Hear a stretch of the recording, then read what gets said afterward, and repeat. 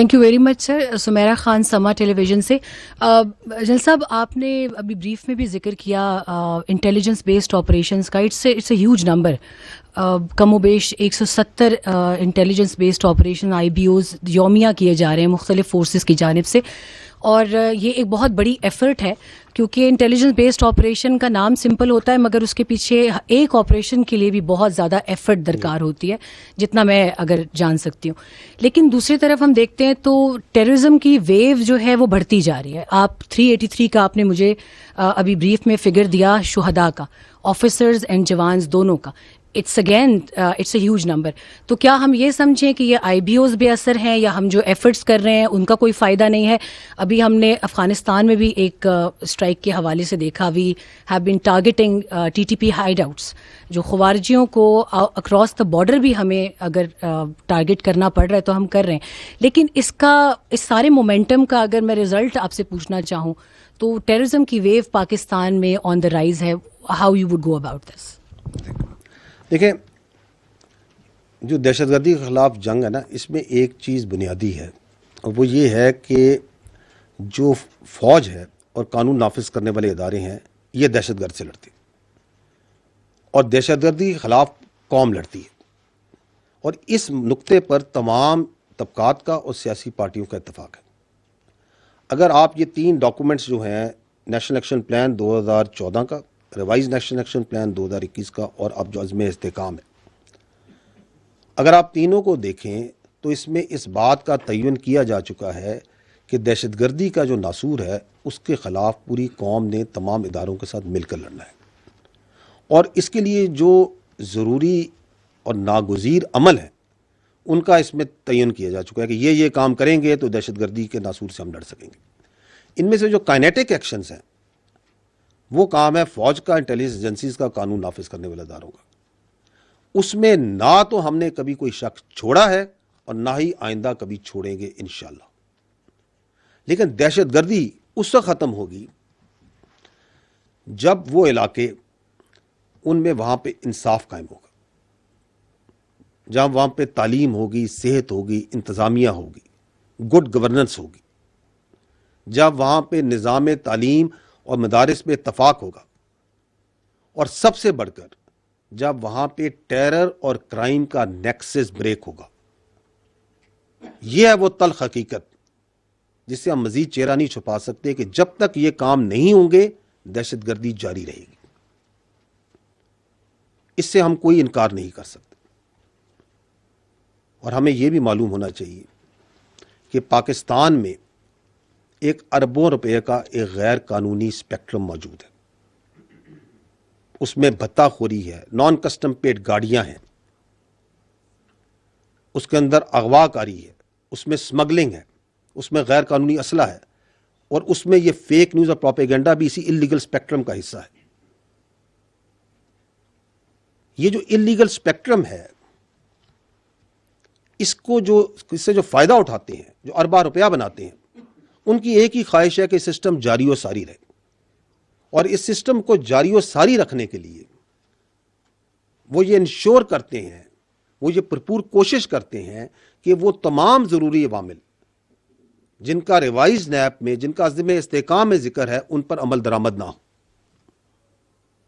اور اس لیے اس illegal spectrum کے نیچے آپ کو لا قانونیت اور دہشت گردی پنپتی نظر آتی ہے. اور بدقسمتی کی بات یہ ہے کہ جب آپ اس انلیگل اسپیکٹرم کا بغور جائزہ لیں تو آپ یہ دیکھیں گے کہ اس کے پیچھے جگہ جگہ پر آپ کو سیاسی پشت پناہی بھی نظر آئے گی, جو اپنے تنگ نظری, سیاسی اور مالی فائدے کے لیے وہ تمام ضروری اقدامات جن کی وجہ سے ہم نے ریوائز نیب, عزم استحکام اور ان عوامل کو جس نے اس انلیگل اسپیکٹرم کو توڑنا ہے وہ کرنے ہیں, ان کی راہ میں روڑے اٹکاتی ہے. تو this is how this system is working. اور اس کو بریک کیے بغیر یہ کام نہیں چل سکتا. ہمیں اس بات کا معلوم ہونا چاہیے کہ اگر اس ملک کی اشرافیہ اس بات پر اتفاق میں آئے کہ ہم اس انلیگل اسپیکٹرم کو توڑیں گے وہ تمام قوانین بنائیں گے، ان پہ سختی سے ایکشن کریں گے، سزائیں سنائیں گے، تو نہ صرف آپ کو اس الیگل اسپیکٹرم کے نیچے چلنے والی دہشت گردی اور لا قانونیت ختم ہوتی نظر آئے گی، بلکہ آپ پاکستان کو بہت تیزی سے خوشحالی کے سفر پہ گامزن ہوتے ہوئے بھی دیکھیں گے۔ اور باوجود اس اسپیکٹرم کے اور اس کی اشرافیہ کی پشت پناہی کے، جو پاکستان کی فوج ہے اور جو قانون نافذ کرنے والے ادارے ہیں، وہ اس افریت کے خلاف کھڑے ہیں۔ اور یہی وجہ ہے کہ چند دن پہلے آرمی چیف نے کہا تھا کہ دہشت گردی کے خلاف اس جنگ میں ہر پاکستانی سپاہی ہے، each and every person amongst us is a soldier in this war against terrorism, چاہے وہ وردی میں ہو یا وردی کے بغیر ہو۔ اور یہ کہ یہ جو گورننس میں گیپس ہیں، ان میں جو خرابیاں اور خامیاں ہیں، ان کو روزانہ کی بنیاد پر ہم اپنے شہداء کی قربانیوں سے پر کر رہے ہیں۔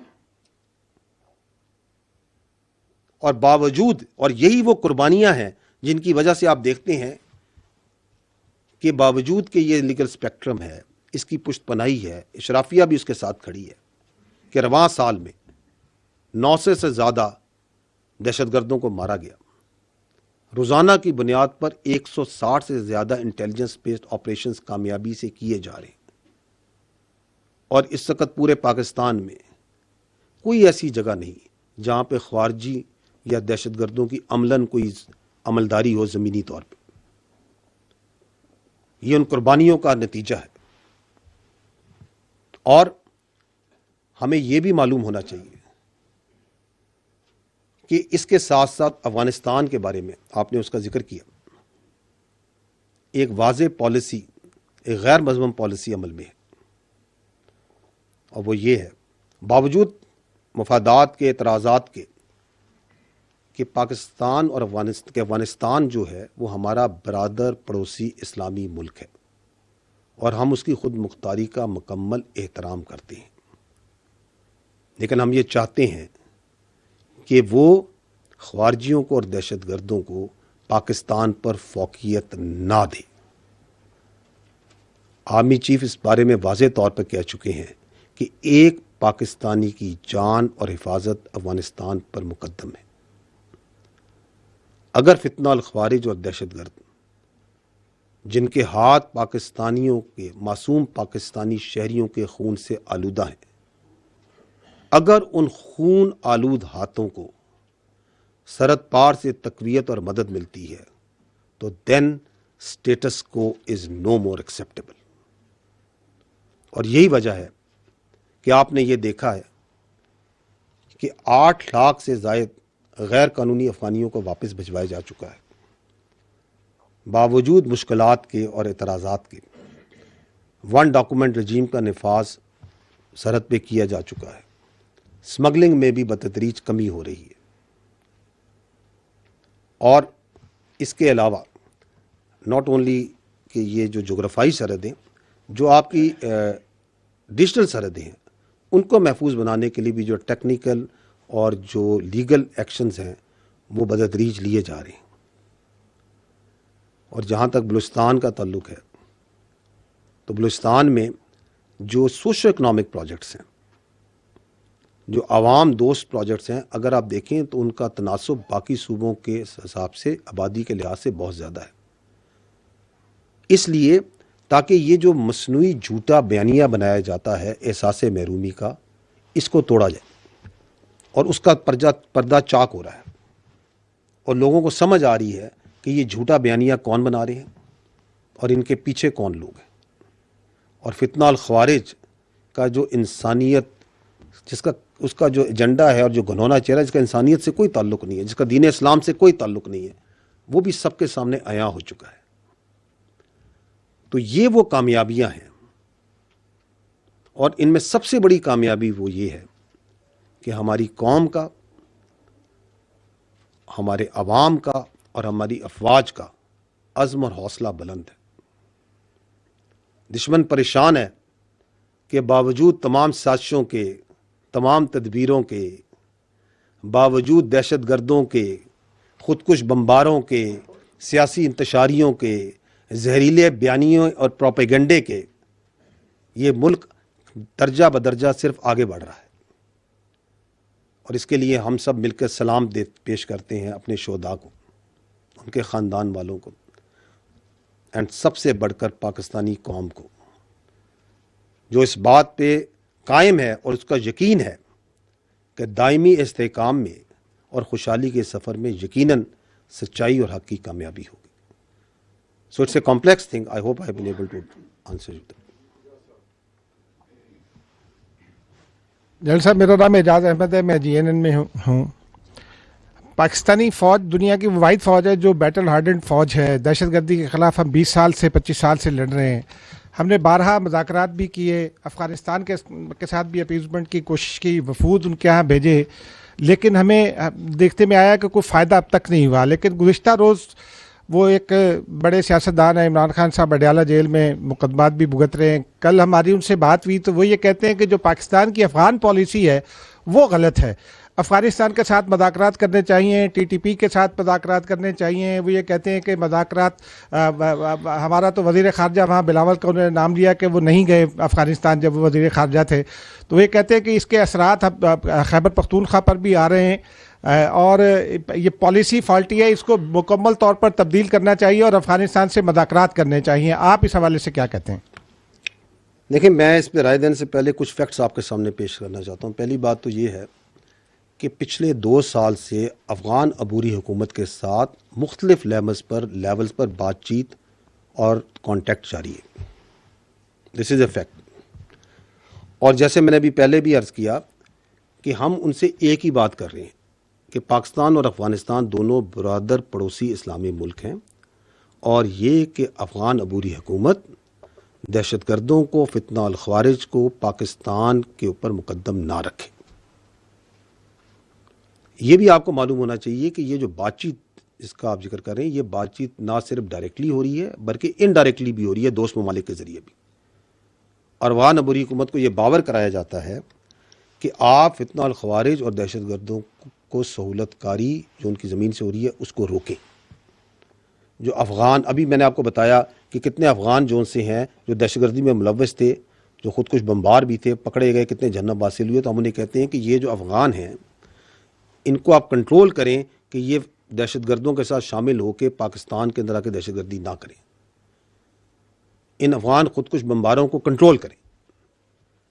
لیکن اگر اس مسلسل رابطے اور اس کانٹیکٹ کے باوجود اگر افغانستان کی سرزمین میں فتنہ الخوارج کے جو لیڈران ہیں، ان کے جو تربیتی مراکز ہیں، ان کے جو رابطے ہیں، وہ آزادی سے آپریٹ ہوتے رہے اور روزانہ کی بنیاد پر ہمارے جو معصوم شہری ہیں اور قانون نافذ کرنے والے جو رکھوالے ہیں ان کا ناحق خون بہایا جائے، تو کیا ہم بیٹھ کر یہ تماشا دیکھتے رہیں؟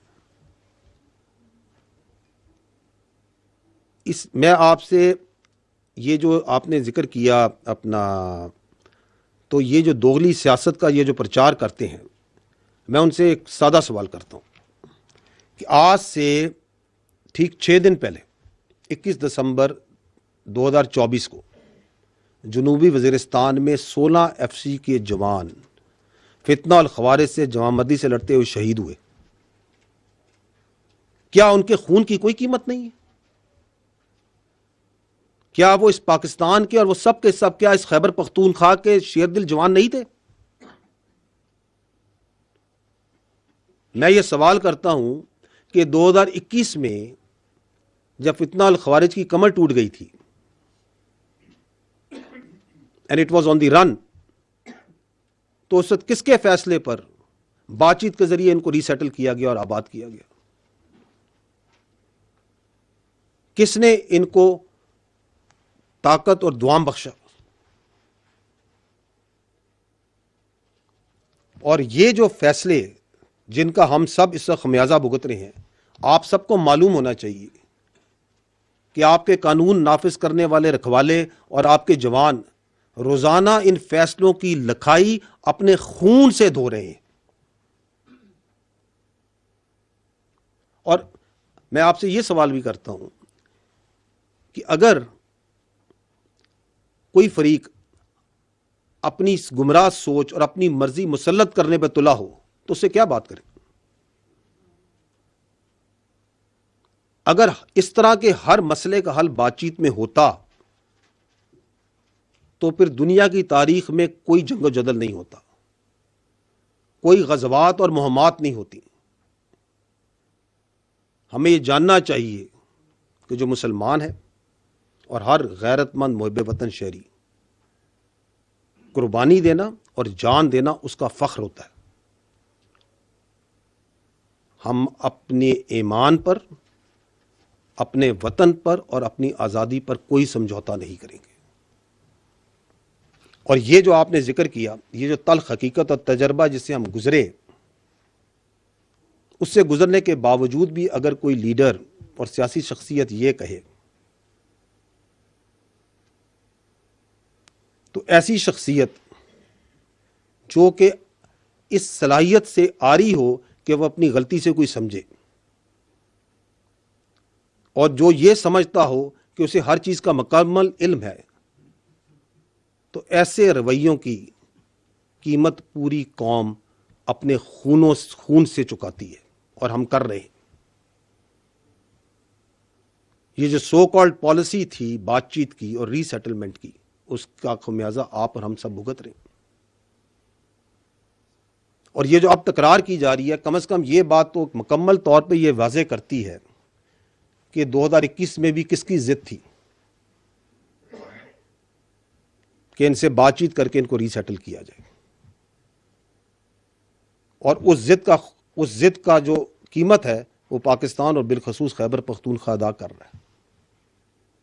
ضرورت تو اس امر کی ہے کہ ہم اس حساس، انتہائی اہم، جانوں سے جڑے ہوئے یہ جو مسئلہ ہے کاؤنٹر ٹیررزم کا، اس پہ پالیٹکس اور کنفیوژن اور بیانیے نہ بنائیں،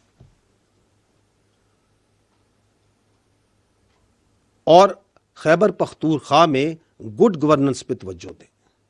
میں نے آپ کو پہلے بھی کہا کہ یہ گورننس کے جو گیپس ہیں، یہ ڈیلی ہم اپنی قربانیوں سے، اپنے شہداء کے خون سے پورا کر رہے ہیں۔ تو بجائے اس کے کہ اس پہ بیانیے بنائے جائیں، اس پہ سیاست کھیلی جائے، why not focus on good governance, why not address those issues جن کی وجہ سے وہاں پہ احساس محرومی اور ٹیررزم کے لیے فیسیلیٹیشن ہو رہی ہے، کیونکہ وہ ہم نے نہیں کرنا، تو اس لیے اس پہ سیاست کی جائے۔ But I think time has come where we need to stand together and say no more politics on terrorism. Thank you.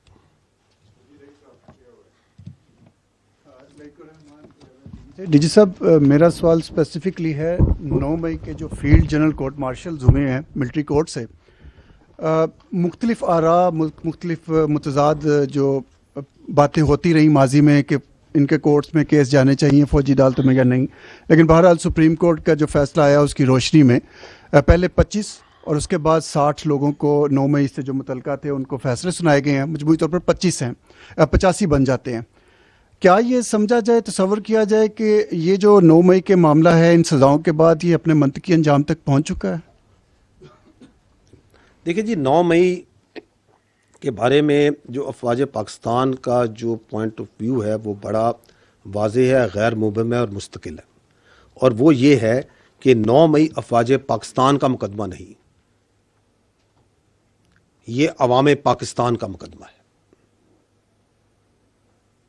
یہ بات کلیئر ہونی چاہیے ہمیں، اس لیے کیونکہ اگر کوئی جتھا، کوئی مسلح گروہ، کوئی پرتشدد گروہ اس طریقے سے اپنی مرضی اور سوچ اور مسلط کرنا چاہے معاشرے پہ،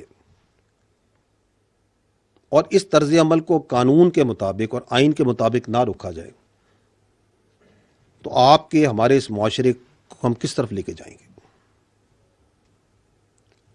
جہاں تک آپ نے سزاؤں کا ذکر کیا، دیکھیں 2023 میں اعلیٰ عدلیہ کے فیصلے کی روح میں جو عمل تھا ملٹری کورٹس میں جن لوگوں کو ریفر کیا گیا تھا وہ منجمد کر دیا گیا۔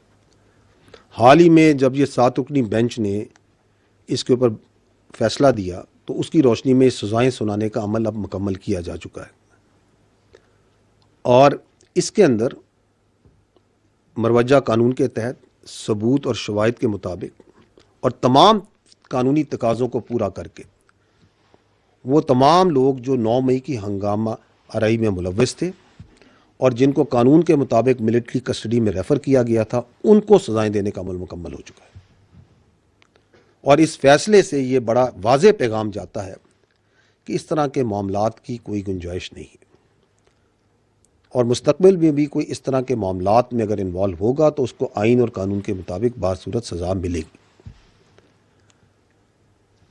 جو آپ نے سوال کیا، اس کی توسط سے میں یہ پوائنٹ ضرور کہنا چاہوں گا کہ یہ جو 9 مئی اس کے جو سزائیں ہیں، اس سے جڑے ملٹری کوڈ سے جڑے جو سول سپرومیسی اور لیک آف ٹرانسپیرنسی کا بیانیہ بنایا جا رہا ہے، اس کے لیے یہ جاننا ضروری ہے کہ جو پاکستان میں ملٹری کورٹس ہیں یہ آئین اور قوانین کے مطابق دہائیوں سے قائم ہیں اور عمل میں ہیں، اور یہ انصاف کے تمام تقاضوں کو بخوبی پورا کرتے ہیں، اور یہ کہ انٹرنیشنل کورٹ آف جسٹس جو ہے اس نے بھی ان کے اس پورے پروسیس کو انڈورس کیا ہوا ہے۔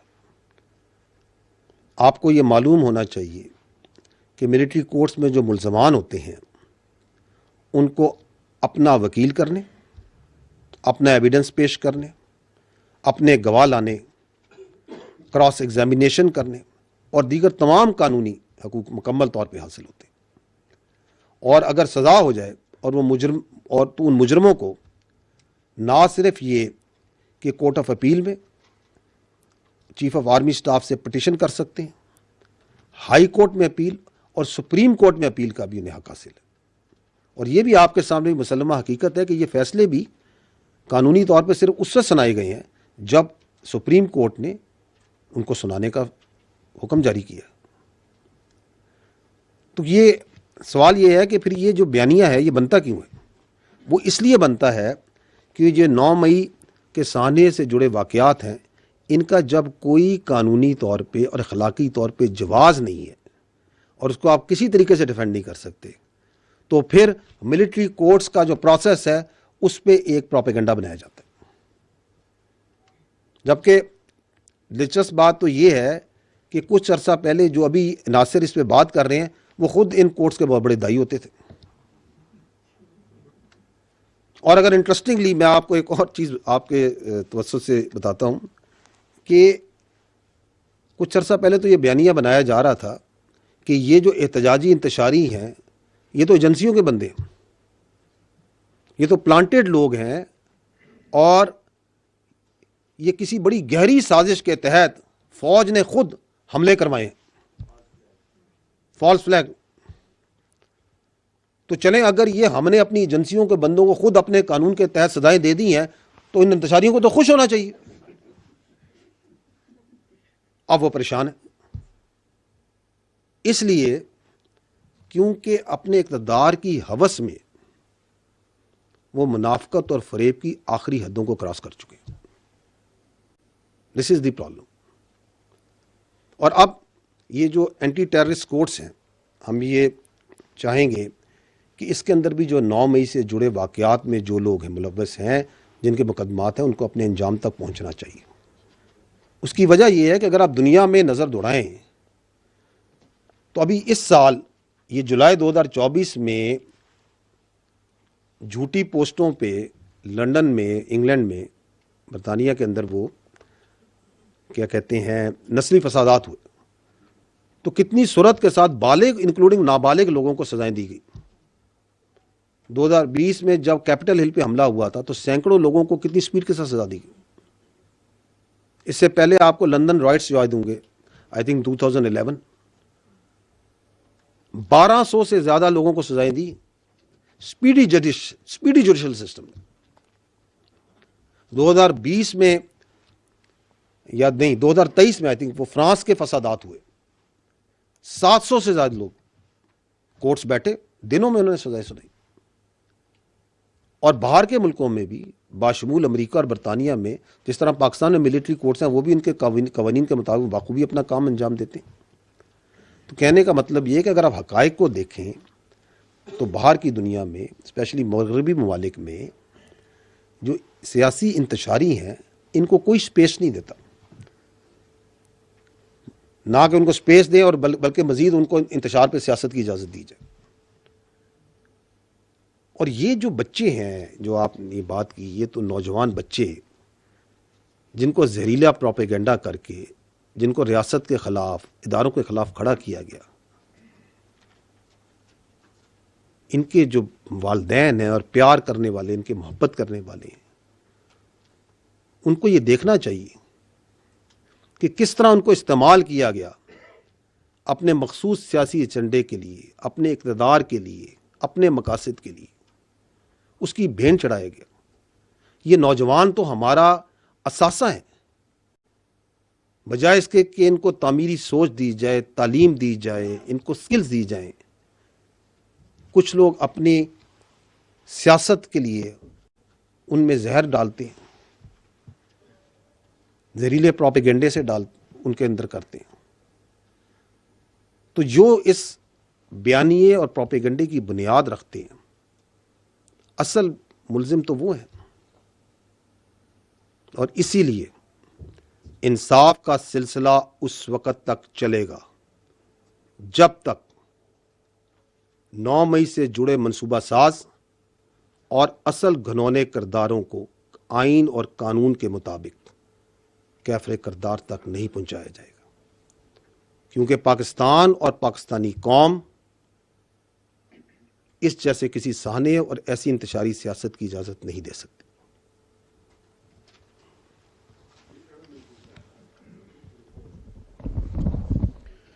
جنرل صاحب، احمد منصور 24 نیوز سے وابستہ ہوں.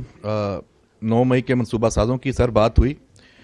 تحریک انصاف کے ساتھ ایک مذاکرات حکومت کے چل رہے ہیں، اوپن چل رہے ہیں، اور ایک مذاکرات پردے کے پیچھے چل رہے ہیں. یہ میں نہیں کہہ رہا، یہ کہا جاتا ہے.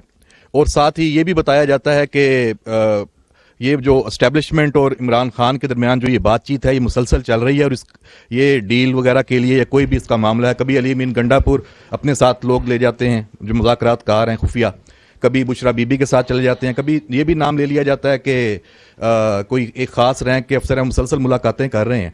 تو اس سے جو سیاسی جماعتیں ہیں وہ ان طرح کی جب یہ باتیں چلتی ہیں تو پھر اپنا ایک بیانیہ بناتی ہیں، ہر کوئی اپنی مرضی کا جو سودا ہے وہ بیچتا ہے، اور ایک ملک میں ایک افراتفری کا جو پولیٹیکل ایک معاملہ ہے وہ آگے جاتا ہے. اور اسٹیبلشمنٹ ظاہری بات ہے اس کے اوپر بھی اس کو بھی نشانہ بنایا جاتا ہے. تو اس ابہام کو آپ ہمیشہ لگی لپٹی رکھے بغیر کھل کے بات کرتے ہیں، تو اگر آج کھول دیں کہ اصل حقیقت کیا ہے تاکہ یہ ابہام ختم ہو. دیکھیں، میں اس بات کے اوپر پہلے بھی یہ بات واضح کر چکا ہوں، میں دوبارہ دہرا دیتا ہوں کہ پاکستان فوج کا، فوج پاکستان کا ہر حکومت کے ساتھ ایک سرکاری اور پیشہ ورانہ تعلق ہوتا ہے. جو حکومتیں ہوتی ہیں وہ سیاسی پارٹیاں بناتی ہیں، اس لیے اس سرکاری اور پیشہ ورانہ تعلق کو سیاسی رنگ دینا مناسب نہیں ہے. جو پاکستان کی فوج ہے یہ قومی فوج ہے، یہ کسی خاص مکتبہ فکر، سیاسی مکتبہ فکر یا پارٹی یا اس کی نمائندہ نہیں کرتی. ہمارے لیے تمام سیاسی پارٹیز اور تمام سیاسی لیڈرز قابل احترام ہیں. تاہم کوئی فرد واحد اس کی سیاست اور اس کی اقتدار کی خواہش پاکستان سے بالا تر نہیں ہے. اس وقت جو آپ کی وفاق ہے اور آپ کے صوبے ان تمام میں جمہوری اور کثیر الجماعتی حکومتیں موجود ہیں. جو سیاسی پارٹیز کے درمیان مذاکرات ہیں ان کے مابین مذاکرات کرنا اور اس پہ کوئی جواب دینا یہ سیاسی پارٹیوں کا استحقاق ہے. ہاں، ہم یہ ضرور سمجھتے ہیں کہ یہ خوشائند بات ہے کہ سیاستدان مل بیٹھ کر بات چیت کے ذریعے اپنے اختلافات اور مسائل کو حل کریں، نہ کہ انتشاری اور پرتشدد سیاست کے ذریعے.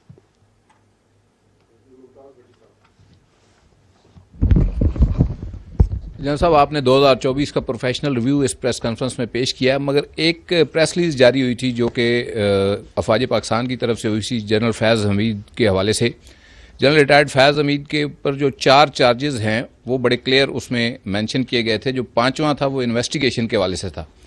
تو انڈر ٹرائل جو اس کے اوپر ہم نہیں بات کرتے, جو انویسٹیگیشن ہے وہ 9 مئی کے حوالے سے کہا گیا کہ جاری ہے. 9 مئی ایک خاص سیاسی جماعت پی ٹی آئی سے جڑا ہوا ہے, اسی کے لوگوں کو سزائیں ہوئی ہیں.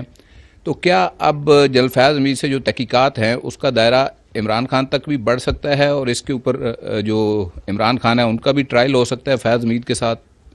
ٹھیک, دیکھیں بات یہ ہے کہ ملٹری ٹرائل کی آپ نے پہلے ہی بات کی. پہلے بات تو میں آپ کو کلیئر کر دوں کہ جو بھی ملٹری ٹرائل کورٹ مارشل ہے اس کے اندر جو ملزم ہوتا ہے اس کو ہر قسم کی قانونی حقوق حاصل ہوتے ہیں. وکیل کا ثبوت پیش کرنے کا میں پہلے کہہ چکا ہوں. اس طرح لیفٹیننٹ جنرل ریٹائرڈ فیض حمید کو بھی تمام قانونی حقوق اور معاونت حاصل ہے. جو فوج کا آپ کا یہ جو اکاؤنٹیبلٹی کا سسٹم ہے, خود احتسابی کا نظام ہے, یہ بڑا جامع ہے.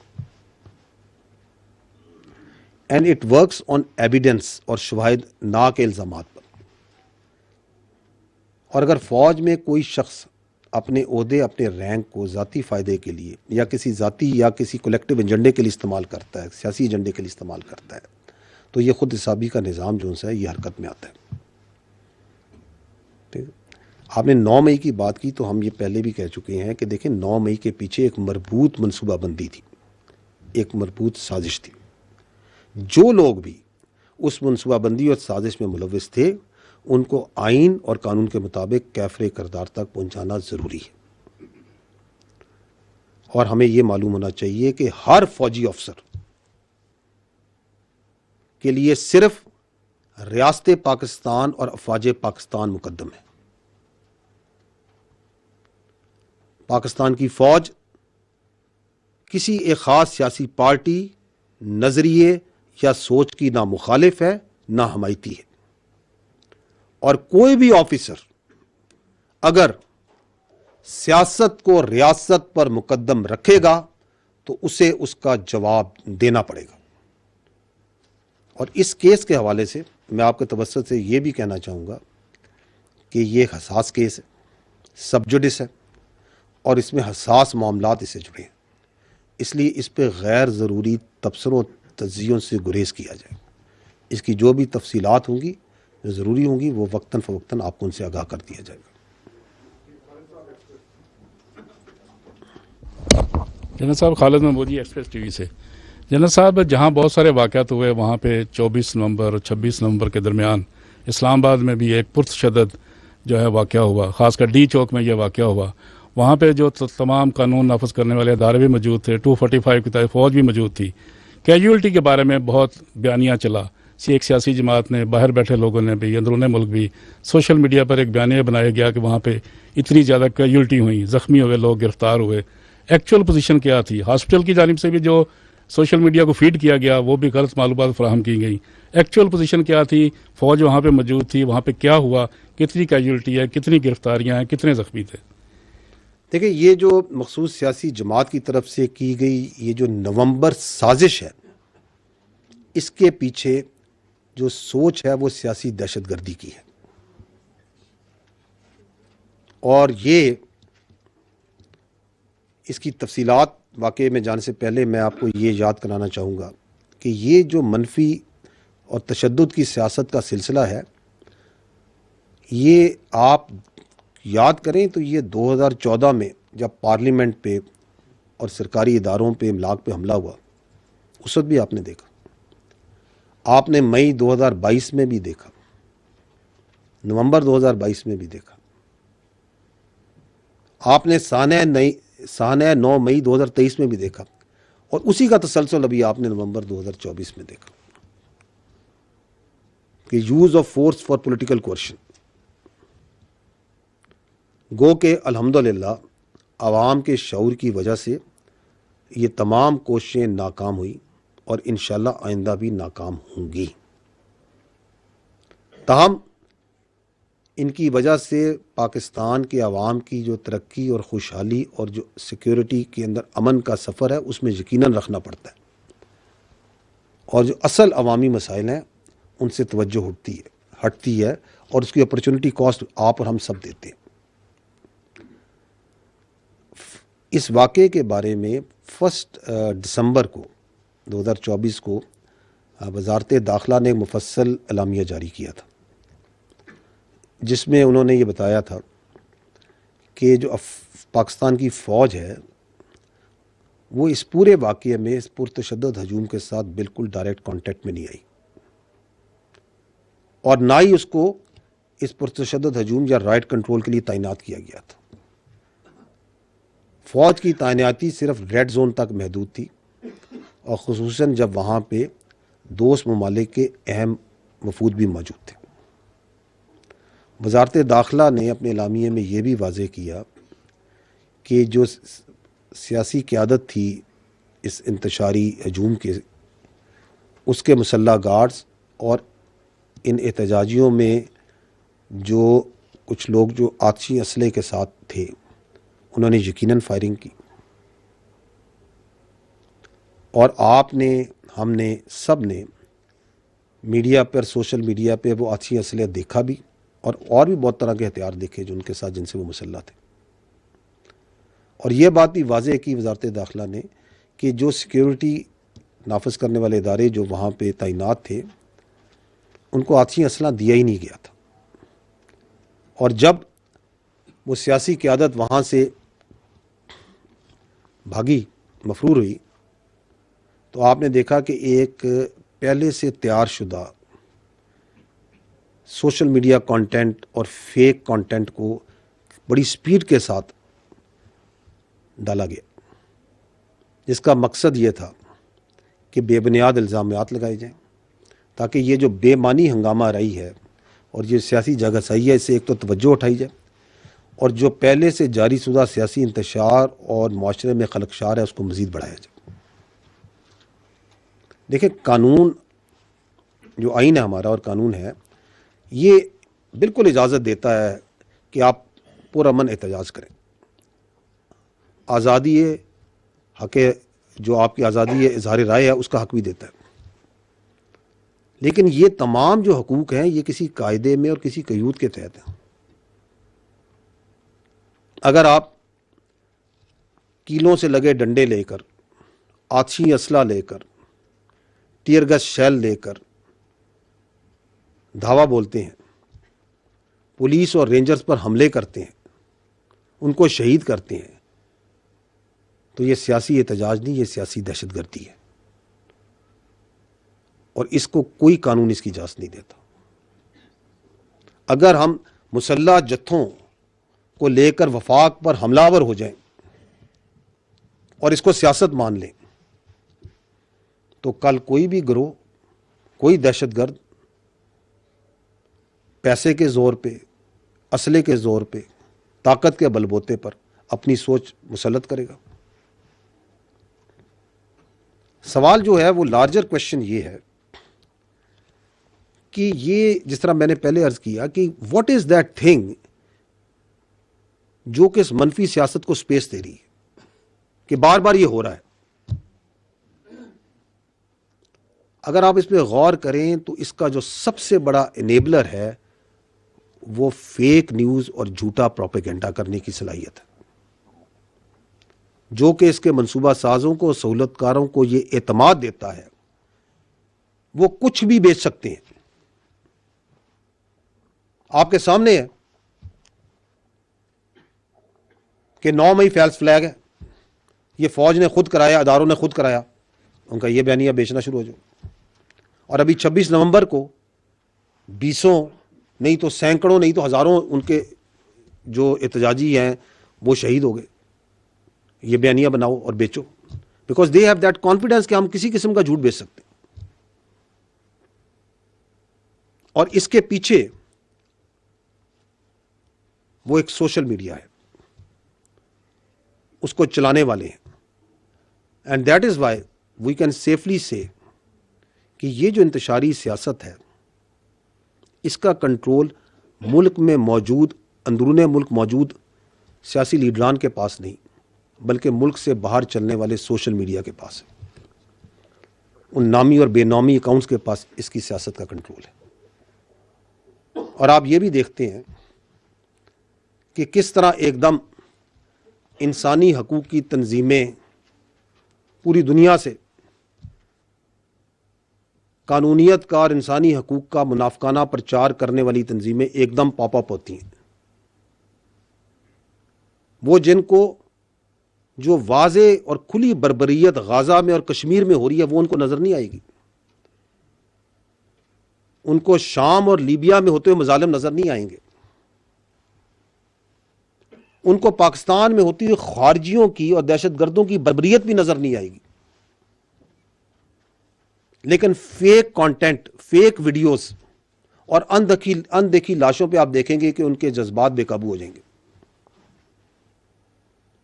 ये जो तंजीमें हैं, ये जो बाहर बैठ के ये जो ह्यूमन राइट्स के ऊपर वावेला मचा रहे हैं, मैं इनसे दरख्वास्त करता हूँ कि आप इसी तरह की, और ये सोशल मीडिया जो बाहर बैठ के इस इंतशारी टोले का चला रहा है, उन्हें मैं दरख्वास्त करता हूँ कि आप इसी तरह की सोशल मीडिया कैंपेन गाज़ा और कश्मीर पे चलाएं।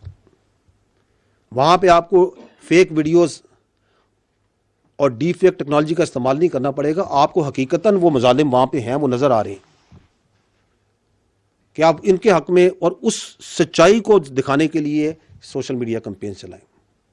लेकिन ये जो सच्चाई के सौदागर हैं, ये हरगिज़ ऐसा नहीं करेंगे, कभी भी नहीं करेंगे, और ना इनको इजाज़त है ऐसा करने की। तो ये है हकीकत इस वाक़े की।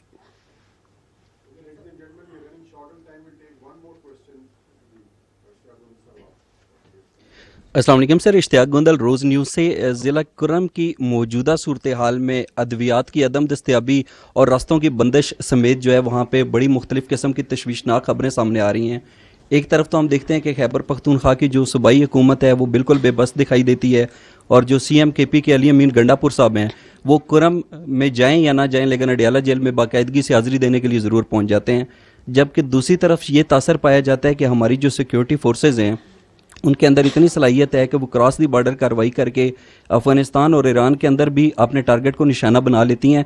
लेकिन जो ज़िला कुर्रम है वहाँ पे जो फ़िरका वराना फसादात हैं और जो दहशत गर्दी है उसके आगे शायद हमारी पाक फ़ौज और दीगर लॉ इन्फोर्समेंट एजेंसीज़ बेबस दिखाई देती हैं। तो क्या ये जो कुर्रम ज़िला है वहाँ पर जो कुछ हो रहा है उसकी ज़िम्मेदारी सिर्फ सूबाई हुकूमत पर आयद होती है या सिक्योरिटी फोर्सेज पर भी आयद होती है?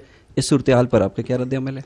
देखिए, ये जो आपने पॉइंट रेज किया, इसके लिए we need to understand the background ये है, और आप सारे जो से साहिब इल्म लोग हैं, I think you all understand कि ये एक बड़ा पेचीदा समाजी प्रॉब्लम है। इट्स कॉम्प्लेक्स सोशल इशू, और ये बड़ा पुराना इशू है। ये कबायली और ज़मीनी तनाज़ात का इशू है, और ये इश्यूज होते हैं। एक्चुअल जो इसमें बदकिस्मती है वो ये है कि ये मिसप्लेस्ड गवर्नेंस प्रायोरिटीज का केस है।